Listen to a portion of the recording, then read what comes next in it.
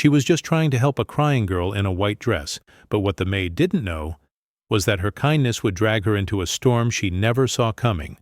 Before we get into this unbelievable story, make sure to like, share, and subscribe for more stories that will stay with you forever. And tell me, from which country or city are you watching? I'd love to know where my stories are being heard. Now, let's begin. It was a rainy afternoon when Liana finished scrubbing the marble floors of the Ashford Grand Hotel. The wedding, on the 8th floor, was loud and extravagant, unlike anything she had ever experienced in her quiet, humble life. As a hotel maid, Liana had seen her fair share of expensive events, rude guests, and over-the-top celebrations. But something about this one felt different. Maybe it was the heavy tension in the air, or the bride's strange silence when she passed by earlier, escorted by a woman who looked more like a guard than a bridesmaid. Liana shook off the thought and pushed her cart into the hallway near the service elevator. That's when she heard it. A soft sobbing sound coming from the stairwell. She hesitated. Usually she was told not to interfere with guests, but something about this cry. It wasn't just sadness. It sounded like fear. Quietly, she stepped into the stairwell and looked down. Sitting on the cold step, her white gown clutched like a blanket around her, was the bride. Her makeup was smudged, her eyes swollen from crying, and her hair, once styled to perfection, now looked wild and rushed. Liana's breath caught. "Are you okay?" she whispered. The girl looked up, startled, but didn't speak. Her eyes were filled with something more than just sadness. They were pleading. Without thinking twice, Liana walked down the steps and knelt beside her. "I can help you. Do you want to get out of here?" The bride looked around as if expecting someone to be watching. Then she gave the slightest nod. Liana didn't ask questions. She stood up and held out her hand. "Come with me, quickly." They moved quietly through the service hallway, avoiding cameras and staff. Liana led her through the kitchen, where the smell of roast chicken and vanilla cake filled the air, then down to the underground garage. She knew the guards rotated every 20 minutes. It was the only way the bride could slip out unnoticed. They dashed into the parking area. Liana's friend, Emilio, the night janitor, was just starting his shift. "Please," she begged, "drive her somewhere safe. Anywhere but here." Without questions, Emilio nodded. The bride, still silent, clutched Liana's hand for a second. "Thank you," she whispered. Her voice was shaky but sincere. And just like that, she was gone. Liana returned to her duties. She didn't tell anyone. Not the manager, not her co-workers. She didn't even know the bride's name. But the next morning, the news hit every television in the city. Breaking. Daughter of tech. Billionaire missing hours before wedding.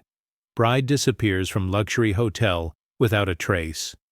Liana froze. It was her. The girl from the stairwell.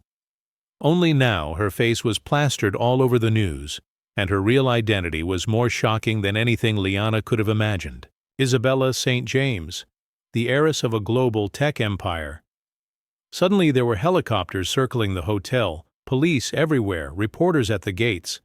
Liana's heart raced. Did anyone know she helped Isabella escape? But no one mentioned her. The security footage near the stairwell was coincidentally missing. Cameras in the kitchen were outdated, and Emilio didn't tell a soul. Still, Liana couldn't sleep that night. What if the bride was in danger?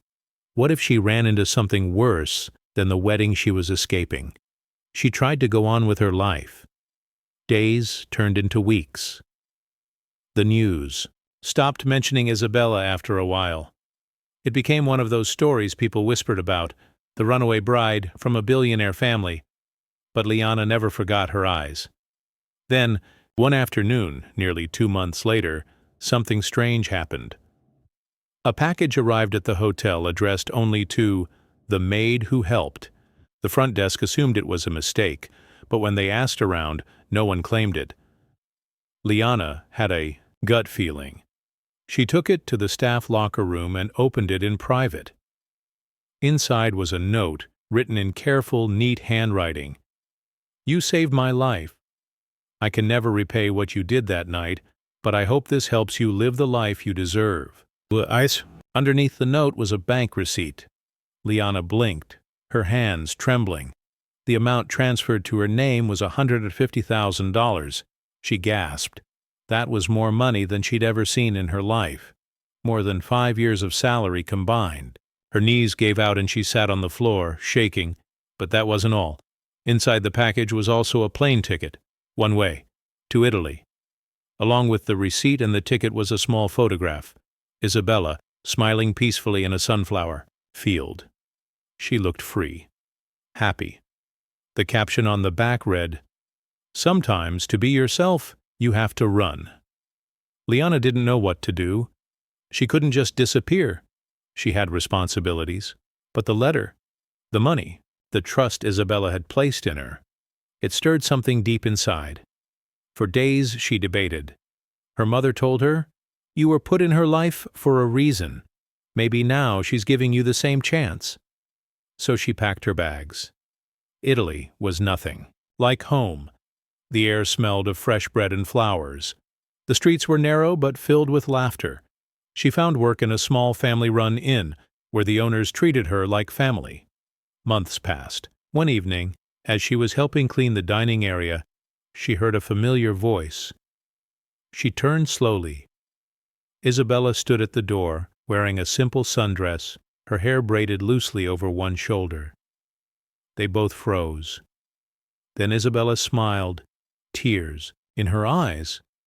"I hoped you'd come," she said. The two women embraced. No words, just the quiet bond of two people who had saved each other in different ways. Later, over wine and pasta, Isabella explained everything. The wedding wasn't just an arranged marriage. It was a business deal. Her father wanted to merge empires, and her opinion didn't matter. She was supposed to be a bride, not a person. "I was suffocating," she whispered. "And then you appeared, a stranger. But you saw me." Liana smiled. "You were never invisible. You were just trapped." In the years that followed, they kept in touch. Isabella started a foundation for women escaping forced marriages. Liana opened her own cafe by the sea, funded by that first transfer and her hard-earned savings. No one ever linked them officially. No news channels caught the truth, and that was how they wanted it. Just two women who crossed paths for one night, but changed each other's lives forever.